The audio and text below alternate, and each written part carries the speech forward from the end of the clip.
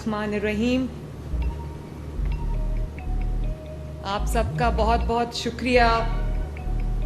افضل کھوکھر صاحب آپ کا بھی بہت شکریہ. آپ نے بہت ہی اچھے طریقے سے ماڈل بازاروں کو چلایا ہے. اور ابھی جو میں ماڈل بازار جس کا میں افتتاح کر کے آئی ہوں، جس کو آپ نے اپ گریڈ کیا ہے، مجھے بہت خوشی ہوئی ہے یہ دیکھ کے کہ عوام کی سہولت کے لیے، ان کی آسانی کے لیے آپ نے ماڈل بازار کو ایک ماڈل بنا کے جو ہے وہ لوگوں کے لیے پیش کیا ہے. مجھے پورا میں نے جب راؤنڈ کیا، لوگ ملے جو یہاں پر آئے ہوئے تھے خریداری کرنے کے لیے، اسپیشلی خواتین، تو سب نے تعریف کی ماڈل بازار کی. سب نے ان سہولتوں کی تعریف کی. بیٹھنے کی جگہ ہے، سایہ ہے، لوگوں کو فیسیلیٹیٹ کرنے کا طریقہ ہے. تو مجھے بہت اچھا لگا. میں آپ کو دل سے بہت شاباش دیتی ہوں. اور پھر جو ڈی سی ریٹس ہیں ان سے بھی کم رعایتی قیمتوں پر جو چیز بھی ایک کچن چلانے کے لیے مہنگائی کے دور میں آپ کر سکتے تھے، آپ نے کیا. میں جو آپ کے ساتھ میری ایک بات ہوئی ہے کہ آپ نے عوام کی سہولت کے لیے جن شہروں میں ماڈل بازار نہیں ہیں، آپ نے ان میں بھی یہ ماڈل بازار جو ہیں وہ بنانے ہیں. اور اس کے لیے ہم نے لینڈ آئیڈینٹیفائی کر لیا ہے، زمین ہم نے آئیڈینٹیفائی کر لی ہے. انشاءاللہ تعالیٰ بہت جلدی تمام شہروں میں، پنجاب کے تمام اضلاع کے اندر ہم یہ ماڈل بازار بنائیں گے. تمام ماڈل بازاروں کو اپ گریڈ کریں گے، عوام کی سہولت پیدا کریں گے، عوام کے لیے آسانی پیدا کریں گے. لوگ بہت خوش ہیں. مجھے جتنی بھی عوام آج ملاقات ہوئی ہے وہ بہت خوش تھے. اور میرے لیے بطور وزیر اعلیٰ پنجاب عوام کی خوشی سے بہتر میرا نہیں خیال کہ میرے لیے کوئی فیلنگ ہو سکتی ہے. اس لیے آج جتنے وہ خوش تھے ان سے زیادہ میں خوش ہوں. تو اس کا سہرا جو ہے وہ آپ کو جاتا ہے، اس کا کریڈٹ آپ کو جاتا ہے. مجھے اس بات کی بھی خوشی ہوئی، یہاں سینئر منسٹر بیٹھی ہوئی ہیں جن کو انوائرمنٹ کے اوپر بہت کام کر رہی ہیں. شاید آپ نے دیکھا ہوگا کہ آج آپ کو پلاسٹک بیگز نظر نہیں آئے. لوگوں نے وہ جو کپڑے کے بیگز ہیں وہ لوگ استعمال کر رہے تھے. اور یہ بھی مجھے دیکھ کے خوشی ہوئی کہ یہاں معذور افراد کے لیے، اسپیشل افراد کے لیے ویل چیئرز بھی موجود تھیں. اور جو پبلک ٹوائلٹس ہیں ان میں اسپیشل افراد کے لیے اسپیشل پبلک ٹوائلٹس بھی تھے. جگہ جگہ بینچز لگے ہوئے تھے، کینوپیز لگی ہوئی تھیں تاکہ لوگ آرام سے اس گرمی کے موسم میں سانس لے سکیں. ٹرالیز موجود تھیں جس کے اندر لوگ شاپنگ کر رہے تھے. بہت اچھا لگا، مجھے بہت اچھا لگا. اور سب سے بڑی بات یہ ہے کہ جس طرح میں چاہتی ہوں کہ عوام کی جو خدمت ہے اس طرح کی جائے. پنجاب کے اندر ایک نئی روایت کو ہم نے قائم کیا ہے کہ آپ کا حق جو ہے وہ آپ کی دہلیز پہ ہوگا. جس طرح ہم نے آتے ہی رمضان المبارک تھا تو ہم نے جو رمضان پیکج تھے وہ لوگوں کے، عوام کی دہلیز پہ ان کا دروازہ کھٹکا کے ان کو ڈیلیور کیے. اور جس طرح جو تمام ضروری کاغذات ہیں، ڈاکیومنٹس ہیں جن کے لیے آپ کو دفاتر کے چکر لگانے پڑتے تھے، رشوت دینی پڑتی تھی، لائنز میں کھڑا ہونا پڑتا تھا، اپنا وقت صرف کرنا پڑتا تھا، آج وہ کلک کریں گے تو وہ آپ کے گھر پہ انشاءاللہ تعالیٰ آپ کو ڈیلیور ہوں گے. اس کو ہم اور بہتر بنا رہے ہیں. لیکن سب سے آج خوشی کی بات یہ ہے کہ آج ماڈل بازار نے بھی اپنی ہوم ڈیلیوری سروس جو ہے وہ شروع کی ہے. آپ نے اب گھر بیٹھ کے جو خواتین ہیں جن کا بازار کوئی جانے والا نہیں ہے اور رعایتی نرخوں پر، کم ریٹس کے اوپر اگر ان کو کسی بھی چیز کی ضرورت ہے، چاہے وہ سبزی ہے، گوشت ہے، فروٹ ہے، دالیں ہیں، آٹا ہے، کچھ بھی ہے، اگر آپ کو اس کی ضرورت ہے تو آپ ایک کال کریں یا ایپ پہ جا کے کلک کریں، اپنا آرڈر کریں، آپ کے گھر پہ فری آف کاسٹ وہ تمام چیزیں جو ہیں وہ ڈیلیور ہوں گی انشاءاللہ تعالیٰ. تو یہ سروس ہم نے لاہور میں شروع کر دی ہے اور ابھی پنجاب کے باقی شہروں میں بھی ہم آج شروع کرنے جا رہے ہیں. یہ آپ نے دیکھا ہوگا کہ یہ جو فری ڈیلیوری سروس جو ہے اس کے جو رنرز ہیں وہ پیچھے بچے کھڑے ہیں موٹر بائکس کے ساتھ. آپ کے گھر کی دہلیز پر جو رعایتی نرخوں پر سارا آپ کا کچن کا سامان اویلیبل ہوگا انشاءاللہ تعالی. آج میں یہاں جب آئی تو مجھے خیال آیا کہ ایک شخص کہا کرتا تھا کہ میں عوام کے لیے آلو پیاز ٹماٹر کے ریٹ پتہ نہیں کرنے نہیں آیا. تو آپ یقین کریں کہ میرے دن کا زیادہ تر حصہ آلو پیاز ٹماٹر آٹے کے ریٹ کم کرنے میں لگتا ہے. پورا دن کا میرا جو حصہ ہے وہ اسی میں لگتا ہے. میرے آفس کے اندر ایک اسکرین ہے, لائیو اسکرین ہے, جس کے اوپر تمام ریٹس جو ہیں وہ چل رہے ہوتے ہیں. اس میں آلو پیاز ٹماٹر چکن آٹا دالیں فروٹ سب کے ریٹس چل رہے ہوتے ہیں, اور میں اس کو لائیو دیکھ رہی ہوتی ہوں. اور جہاں مجھے پتہ چلتا ہے کہ کسی چیز میں اضافہ ہوا ہے تو میں فوراً پوچھتی ہوں کہ اس کی کیا وجہ ہے. اور پہلی بار دیکھیں, مہنگائی ایک دفعہ جب ہو جاتی ہے تو اس کو واپس جو لانا بہت مشکل کام ہے, کوئی آسان کام نہیں ہے. لیکن اللہ تعالیٰ کا فضل یہ ہے کہ جب پاکستان مسلم لیگ نون کی حکومت آتی ہے, اور صرف یہ پاکستان مسلم لیگ نون اور نواز شریف کی حکومت میں ہوتا ہے کہ لوگوں کے لیے جو ان کے روزمرہ کے استعمال کی چیزیں ہیں, ان کے کھانے پینے کی اشیاء, ان کے ریٹس کم ہوتے ہیں. کبھی نہیں سنا کہ 25-30 روپے پہ روٹی ہو اور وہ 12-13-14 روپے پہ آ جائے. کبھی سنا آپ نے یہ؟ اس کی وجہ یہ ہے کہ میرے والد جب وزیر اعظم تھے تو میرے دادا مرحوم ان کو یہ کہا کرتے تھے کہ آٹے کی روٹی کی قیمت آپ نے بڑھنے نہیں دینی. اور آج میرے والد روز مجھے یہ جو ہدایت کرتے ہیں کہ آپ نے آٹے کی قیمت جو ہے, روٹی کی قیمت جو ہے وہ بڑھنے نہیں دینی. اس کی وجہ یہ ہے کہ غریب جو ہے وہ صرف روٹی کھاتا ہے, روٹی کے ساتھ وہ کچھ بھی کھا لیتا ہے لیکن وہ روٹی کھاتا ہے. تو میری پوری توجہ یہ ہوتی ہے کہ اسی چیز پہ ہوتی ہے کہ آٹے کی اور روزمرہ کی جو اشیاء ہیں ان کی قیمتیں ہم بڑھنے نہ دیں.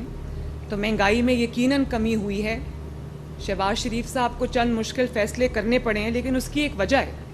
اس کی وجہ ہے کہ جس پچھلے 4-5 سال میں جو اکانومی کا بیڑا غرق ہوا ہے, جو اکانومی کے ساتھ ہوا ہے, جو آپ کے ملک کی معیشت کے ساتھ ہوا ہے, جہاں پر یہ لوگ آ گئے تھے جو کہتے تھے کہ ہم نے آلو پیاز ٹماٹر کے ریٹ پتہ نہیں کرنے, انہی کی اس نااہلی کی وجہ سے, لاپرواہی کی وجہ سے آج ملک کے جو حالات ہیں اس کا جس کا عوام کو سامنا ہے, یہ انہی کی وجہ سے ہوا ہے. لیکن ہم وہ لوگ نہیں جو 4 سال یہ رونا روتے نے جی وہ یہ پچھلے لوگ یہ کر گئے تھے تو آج یہ ہو گیا. حالانکہ ان کو ایک ترقی کرتا ہوا پاکستان ملا تھا, ہمیں ترقی کرتا ہوا پاکستان نہیں ملا. ہمیں نواز شریف کے دور میں 2013 سے 18 تک جو ترقی ہوئی تھی اس کے بعد تنزلی کی طرف جاتا ہوا پاکستان ملا تھا. لیکن اللہ کا شکر ہے کہ نہ صرف ڈالر سٹیبلائز ہوا ہے, اکانومی سٹیبلائز ہوئی ہے, مہنگائی میں کمی آنے لگی ہے. تو میں یہ سمجھتی ہوں کہ کچھ مشکل فیصلے ان کو کرنے پڑے ہیں جو ہمارے دل پہ زیادہ گراں گزرتے ہیں, کیونکہ عوام پہ جب کوئی ٹیکس لگتا ہے یا عوام پہ جب کوئی تکلیف آتی ہے تو اس کی زیادہ ہمیں اس کی زیادہ تکلیف ہوتی ہے. میں انشاءاللہ تعالی جو کچھ بھی ہم کر سکیں گے ہم کر رہے ہیں, کریں گے بھی.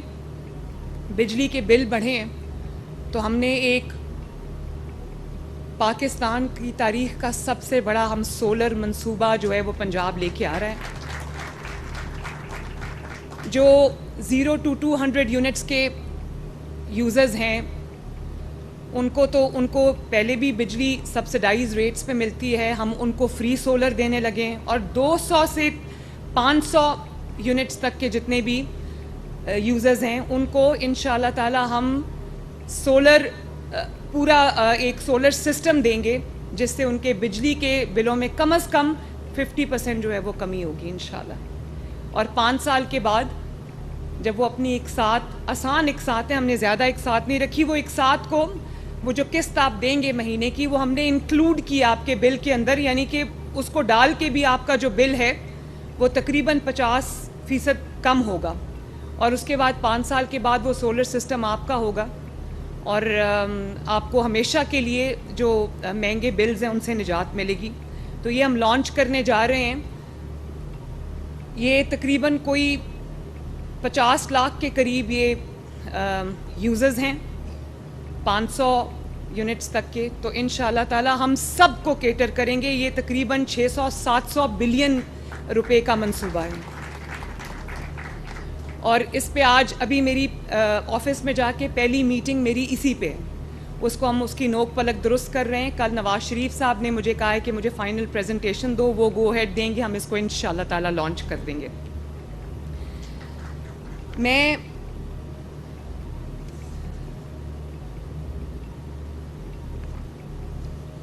آج ایک اور بات کرنا چاہتی ہوں.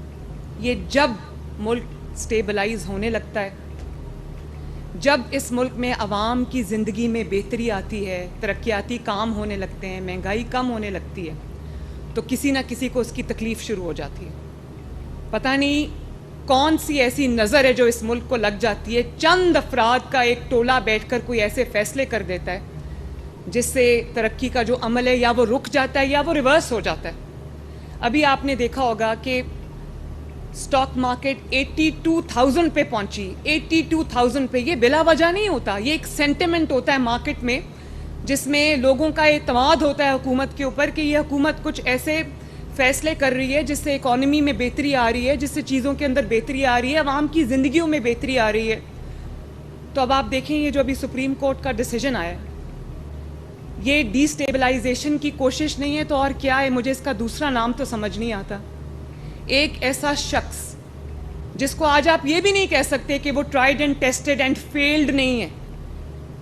مسلم لیگ نون کو 3 حکومتیں ملی, تینوں حکومتوں میں ترقی کے نئے ریکارڈ اس نے قائم کیے, خدمت کے نئے ریکارڈ قائم کیے, دنیا نے اس کی گواہی دی.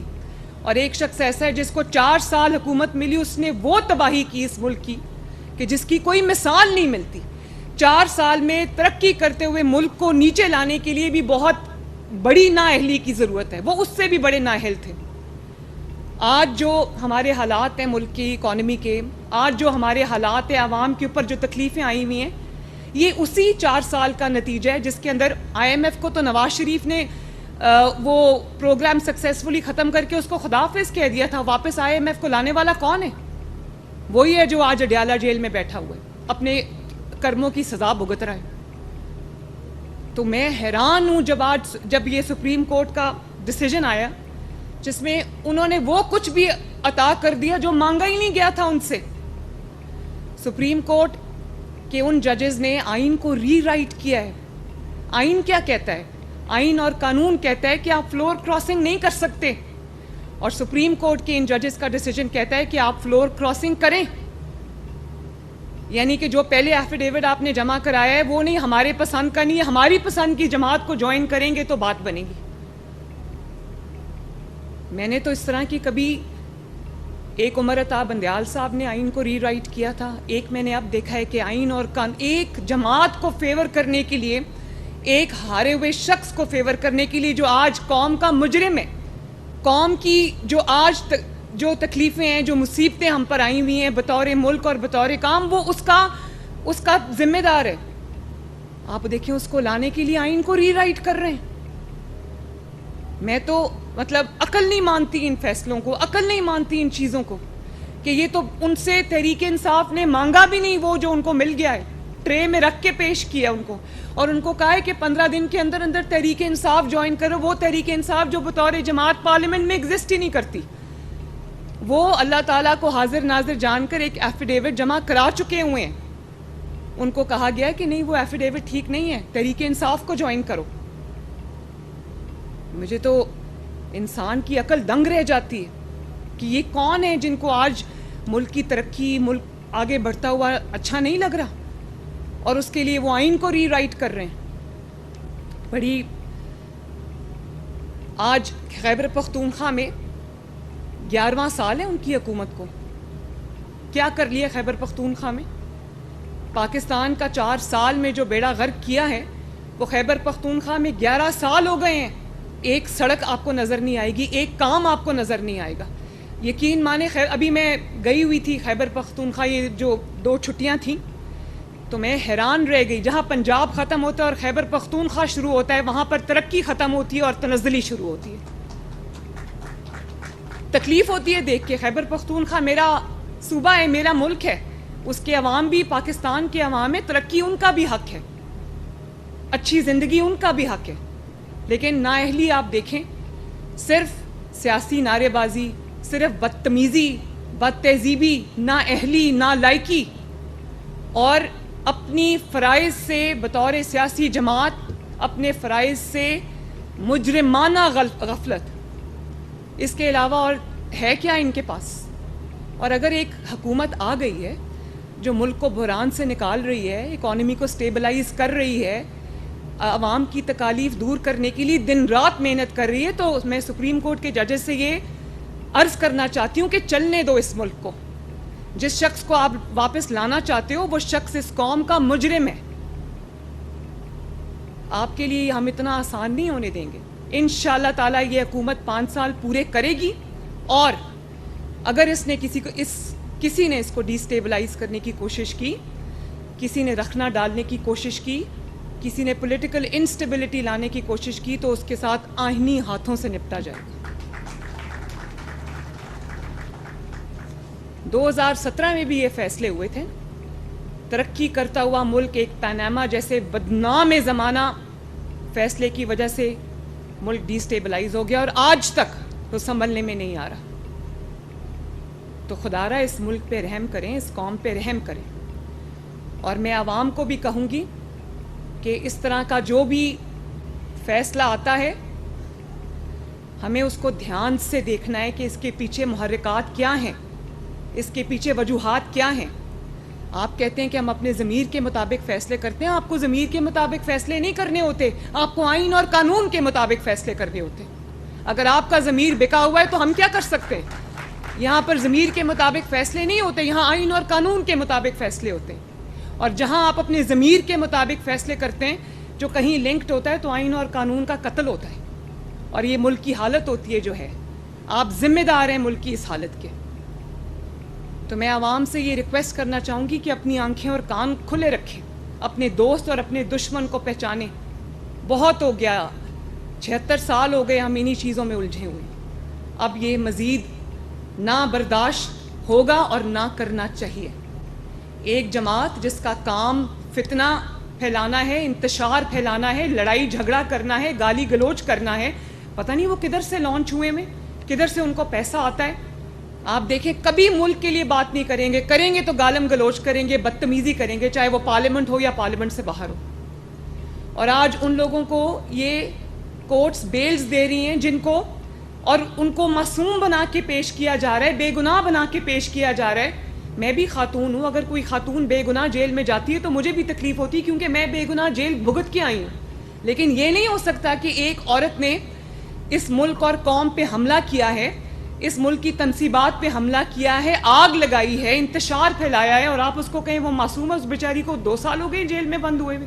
بھئی کیوں جیل میں بند ہوئے ہوئے سال ہوا ہے؟ اپنی حرکتوں کی وجہ سے ہوا ہے. آپ نے جو جرم کیے ہوئے ہیں وہ پوری قوم نے ٹی وی پہ دیکھا ہے. کس نے نہیں دیکھا کہ انہوں نے ملک میں آگ لگائی؟ کس نے نہیں دیکھا کہ انہوں نے شہداء کے اوپر حملہ کیا؟ کس نے نہیں دیکھا کہ ان کو جب موقع ملا انہوں نے آگ اور خون کا انتشار کا کھیل کھیلا؟ تو سپریم کورٹ کے ججز کو یہ سب چیزیں نہیں نظر آ رہی؟ ان کو ریلیف دینے کے لیے آئین اور قانون کا حلیہ بگاڑ کے رکھ دیا. تو میں تو بولوں گی، میرا ملک ہے، مجھے تکلیف ہوتی ہے. آپ سب کو بھی بولنا چاہیے. اس کو لائنگ ڈاؤن آنکھیں بند کر کے اس کے اوپر کان اور آنکھیں بند نہیں کرنے چاہیے. یہ ہمارا ملک ہے، اس کی حفاظت میری بھی ذمہ داری ہے، آپ کی بھی ذمہ داری ہے، قوم کی بھی ذمہ داری ہے. تو میں ایک دفعہ پھر آپ کو افضل کھوکھر صاحب اور آپ کی ٹیم کو شاباش دیتی ہوں.